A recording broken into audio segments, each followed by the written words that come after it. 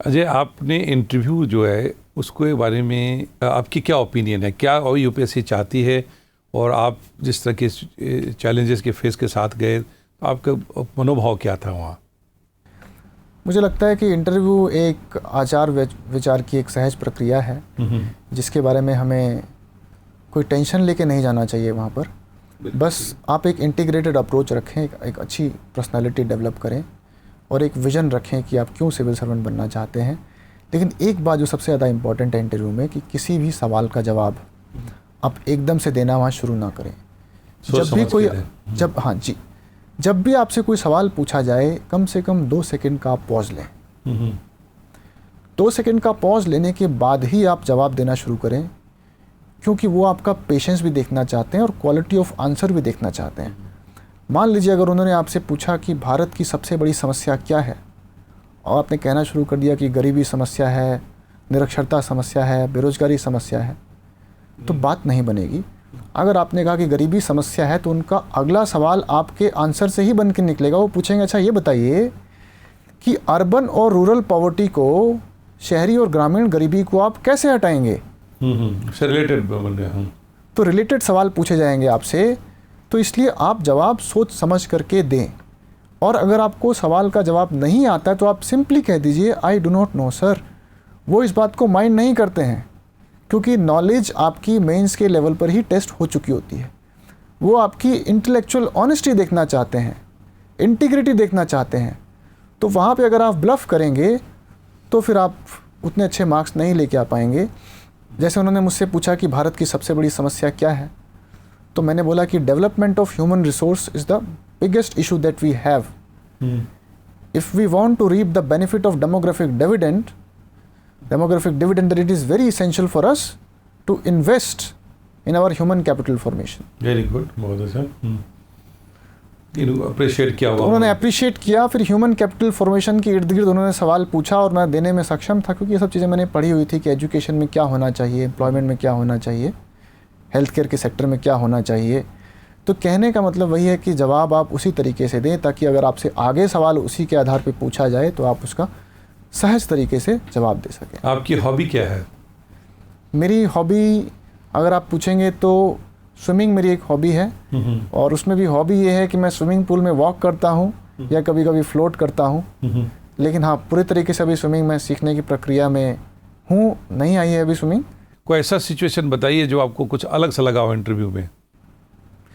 जैसे उन्होंने मुझसे कहा कि okay mister Ajay, if you are made the collector of your district, so what would be your priorities.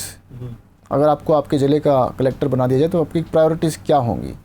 तो मैंने बोला कि सर मैं करनाल डिस्ट्रिक्ट से आता हूँ और हरियाणा में फॉरेस्ट कवर बहुत कम है, तो मेरी प्रायोरिटी ये होगी कि मैं पेड़ लगाऊँ वहाँ पर। I would want to launch a massive plantation drive so that trees are planted in my state, so that will take care of forestation also.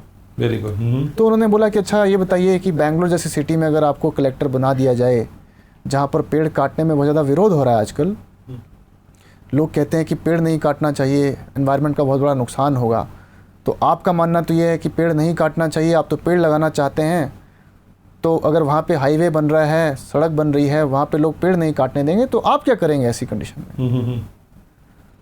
तो मैंने बोला कि सर हमें विकास और पर्यावरण के बीच में एक संतुलन लाने की आवश्यकता है।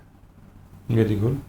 मैंने कहा अगर सर मैं कहीं पर अगर मैं 100 पेड़ काट रहा हूँ तो मैं कहीं दूसरी जगह जाकर के 2000 पेड़ और लगा सकता हूँ, ताकि वहाँ पर सड़क भी बन जाए और पेड़ भी कहीं और जाके लग जाएं, तो ऐसा भी तो हम कर सकते हैं। तो दे फेल्ट वेरी हैप्पी।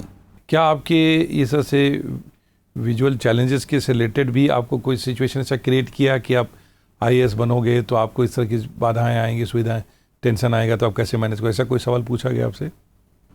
नहीं, वो ऐसे सवाल कभी नहीं पूछते हैं। और उनको इस बात का पता होता है कि जब व्यक्ति मेंस का एग्ज़ाम लिख के यहाँ तक पहुँच गया है तो इन सब चीज़ों में कोई डिफ़िकल्टी नहीं आएगी। अब मैंने आज तक कभी नहीं सुना कि बोर्ड ने कभी ऐसा सवाल किया हो। हाँ, वो उस इरादे के बारे में ऐसी चीज़ें तो क्लियर होती ही। हाँ, they are very broad minded. पूरी दुनिया उन्होंने देखी होती है। और मुझे लगता है कि जब अलाउ किया है इस चीज़ को, तो उसके लिए सिचुएशन में तैयार है। दैट इज ऑलरेडी बिल्कुल, कैसे काम करना है, एक्सेप्टेड फैक्ट है जो आप जो एक कुछ पॉइंटर्स में जो बेसिक मोटिवेशनल और या सक्सेस के कुछ टिप्स जो देना चाहेंगे आप आपके जैसे कैंडिडेट्स के लिए, वो कुछ बताइए आप। मैं ये कहना चाहूँगा कि try and fail but don't fail to try. कोशिश करो और हार जाओ, लेकिन कोशिश करने में कभी हार मत मानो। और यहाँ पे I am always reminded of Thomas Alva Edison.